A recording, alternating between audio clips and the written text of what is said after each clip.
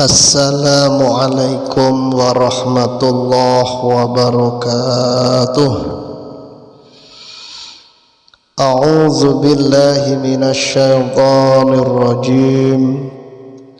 Bismillahirrahmanirrahim. Alhamdulillahilladzi khalaqal insana fi ahsani taqwim. Ashhadu an la ilaha illallah al-malikul haqqul mubin wa ashhadu anna muhammadar rasulullah as-sadiqul wa'dil amin. Allahumma salli wa sallim ala sayyidina Muhammadin al-amin wa ala alihi wa sahbihi ajma'in, amma ba'du. Saudara-saudaraku yang sama-sama mengharap ridha Allah subhanahu wa ta'ala, pada kesempatan kali ini Mutiara Hikmah yang insyaallah Al-Faqir akan membahas sedikit masalah makna ar-ruh dan al-qalbu. Penjelasan qalbu, ruh.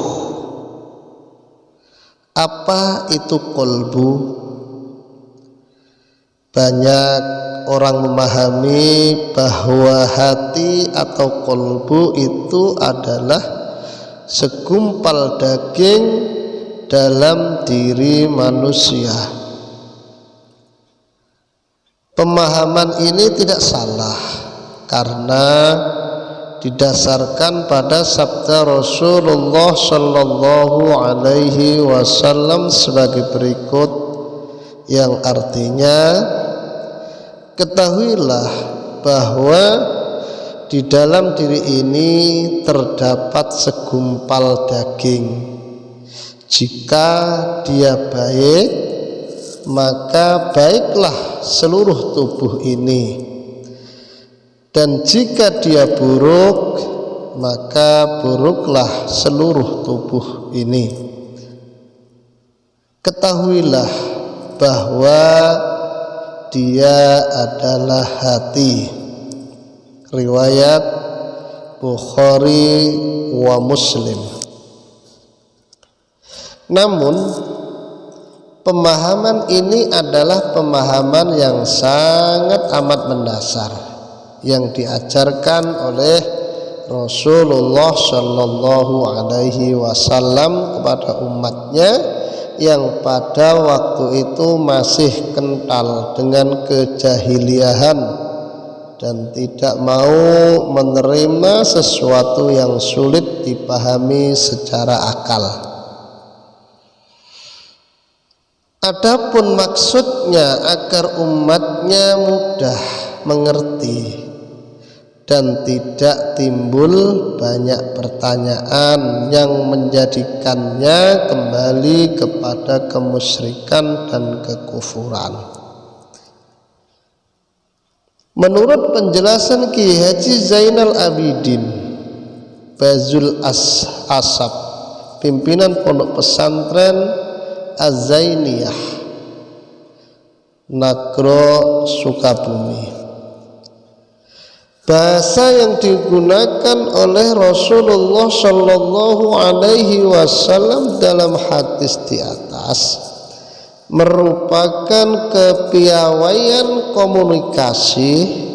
Artinya yang dimaksudkan oleh beliau bukanlah hati yang berbentuk segumpal darah itu, akan tetapi tempat atau mahalnya berada tepat di bagian tersebut.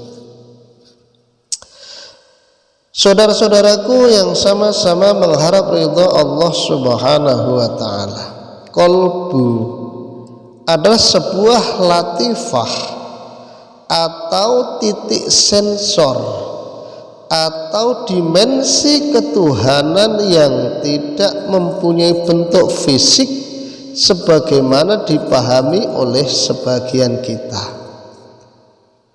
Untuk membuktikan bahwa kolbu itu bukanlah daging hati, kita bisa melihat dan menyaksikan seekor ayam atau kambing yang kita potong, kemudian kita bedah perutnya, maka kita akan menemukan pada hewan tersebut segumpal daging yang disebut daging hati. Tapi pernahkah setelah kita cari, kemudian kita temukan di dalam perut hewan yang sudah dibedah tersebut ada daging kolbu? Kemudian kita pergi ke sebuah warung makan atau restoran, lalu kita bertanya, apakah di sana ada sop daging hati atau goreng daging hati? Maka pasti di salah satu warung makan atau restoran itu ada dan disediakan menu makanan dengan lauk sop atau goreng daging hati. Tapi coba kita tanyakan, apakah di sana ada sop atau goreng daging kolbu? Maka jawabannya pasti tidak ada, karena kolbu tidak diperjualbelikan dan bukan untuk dimakan dan bukan pula berbentuk segumpal daging. Daging hati yang berbentuk segumpal daging itu dalam bahasa Arab disebut kabid, bukan kolbu. Adapun kolbu menurut Imam Al-Ghazali radhiyallahu an adalah ruh, akal atau nafsu. Apa itu ruh? Firman Allah Subhanahu wa ta'ala dalam surah Al-Isra ayat yang ke-85 yang artinya, dan mereka bertanya kepadamu tentang ruh, katakanlah, ruh itu termasuk urusan Tuhanku, dan tidaklah kamu diberi pengetahuan melainkan sedikit. Dalam kitab Sirrul Asrar karya Syekh Abdul Qadir Al-Jailani kemudian dikemukakan sebagai berikut. Makhluk yang pertama kali diciptakan oleh Allah Subhanahu wa ta'ala adalah ruh. Yang jadi pertanyaan, ruh siapa itu? Yaitu ruh Muhammad sallallahu alaihi wasallam. Sebagaimana telah Allah firmankan dalam hadis qudsi, aku ciptakan ruh Muhammad dari cahayaku. Ruh adalah hakikat Muhammad, dan hakikat Muhammad disebut nur. Kenapa disebut nur? Karena bersih dari segala kegelapan. Ruh Muhammad adalah ruh termurni sebagai makhluk pertama dan asal seluruh makhluk. Sebagaimana sabda beliau sallallahu alaihi wasallam, aku dari Allah dan makhluk lain dari aku. Dari ruh Muhammad inilah Allah menciptakan semua ruh di alam lahud negeri asal setelah 4000 tahun dari penciptaan ruh Muhammad. Kemudian ruh-ruh tersebut diturunkan ke tempat yang terendah, dimasukkan kepada makhluk yang terendah, yaitu jasad. Jasad itu sendiri diciptakan Allah dari bumi yang tersusun dari 4 unsur, yaitu tanah, air, api, dan daging dan angin. Setelah diwujudkan jasad itu, maka Allah menitipkan ruh darinya ke dalam jasad, dan sebagai barang titipan pastinya Allah Subhanahu wa ta'ala akan mengambil kembali titipannya itu. Ketahuilah, ruh itu memiliki perjanjian awal di negeri asalnya, yaitu alam lahud. Dan isi perjanjiannya adalah ketika Allah bertanya kepada semua ruh, alastu birabbikum, bukankah aku ini Tuhanmu? Ruh-ruh menjawab, bala syahidna, benar engkau adalah Tuhan kami. Surah Al-A'raf ayat 172. Tapi sayang, banyak ruh yang lupa dengan perjanjian awalnya terhadap Allah Subhanahu wa ta'ala, sehingga mereka terlena dan betah tinggal di dalam jasad sebagai tempat terendah bagi mereka. Ruh-ruh yang setia dan tetap memegang perjanjian awal, pada hakikatnya mereka tetap berada pada negeri asalnya, yaitu alam lahud, meskipun badannya di bumi.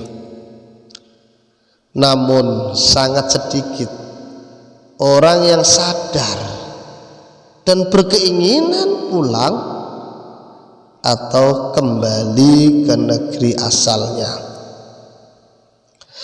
Oleh karena itu Allah melimpahkan kenabian kepada ruh agung Muhammad sallallahu alaihi wasallam sebagai penunjuk jalan dari kesesatan mereka. Nabi mengajak mereka agar kembali dan sampai serta bertemu dengan Allah Subhanahu wa ta'ala. Tapi sebagai manusia biasa, Nabi memiliki keterbatasan waktu di dunia ini untuk menjalankan tugasnya tersebut. Maka kemudian Allah mewariskan tugas ini kepada para ulama yang sholih, yang sudah mencapai kesucian ruh dan telah Allah berikan basirah, pandangan yang jelas kepadanya. Siapa mereka? Mereka adalah para waliullah. Para waliullah sebagai ahli basirah telah dibukakan mata hatinya untuk mengetahui jalan menuju Allah Subhanahu wa ta'ala. Mereka itulah yang disebut ahli rohani. Adapun ruh terbagi ke dalam 4 bagian. 1. Ruh al-qudsi, ruh termurni, yaitu ruh yang berada di alam lahud atau alam ma'rifat atau alam tertinggi. Ruh ini adalah hakikat manusia yang disimpan di dalam lubuk hati. Keberadaannya akan diketahui dengan taubat dan talqin kalimat La ilaha illallah. Ruh ini dinamakan oleh ahli tasawuf sebagai bazi maknawi, tiflul ma'ani. Ruh inilah yang senantiasa akan mampu berhubungan dengan Allah Subhanahu wa ta'ala. Sedangkan badan atau jasmani ini bukan mahramnya bagi Allah. Ruh Al-Qudsi telah Allah tempatkan di dalam rasa atau sirri. Alatnya adalah ilmu hakikat, yaitu ilmu tauhid. Amalannya adalah mudawwamah, nama-nama tauhid dengan lisan sir tanpa suara dan huruf. Siapapun tidak ada yang mampu melihat atau meneliti kecuali Allah Subhanahu wa ta'ala. Adapun keuntungannya yaitu keluarnya tiflul ma'ani, musyahadah, serta terarah dan melihat kepada zatullah dalam keagungannya dan dalam keindahannya dengan penglihatan sirri. Dua, ruh sultan. Ruh sultan adalah ruh yang memiliki lapisan balutan cahaya di alam jabarut. Tempat ruh ini adalah fuad atau mata hati. Alatnya adalah ma'rifat dan amalannya adalah mudawwamah, asma Allah dengan lisan dan kolbu.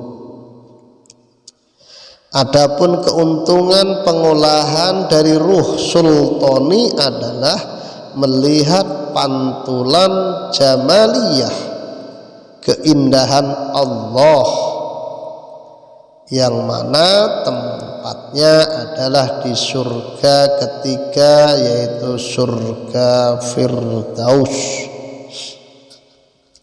Tiga, ruh syaironi rawani, ruh rohani. Ruh rohani adalah ruh yang memiliki lapisan atau balutan cahaya di alam malakut. Tempatnya adalah kolbu. Alatnya adalah mudawwamah asmaul batin tanpa suara dan huruf.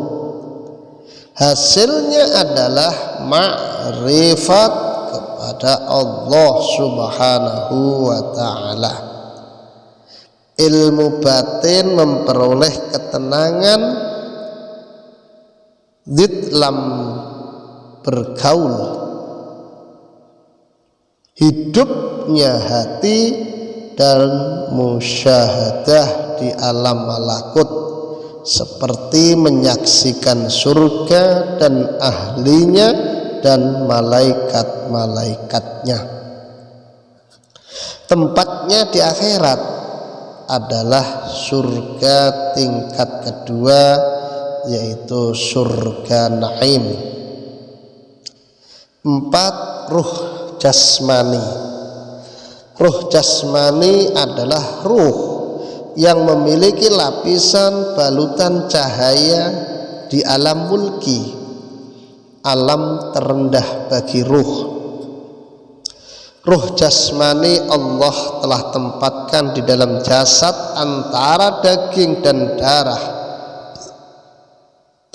tepatnya di wilayah dada dan anggota badan yang zahir.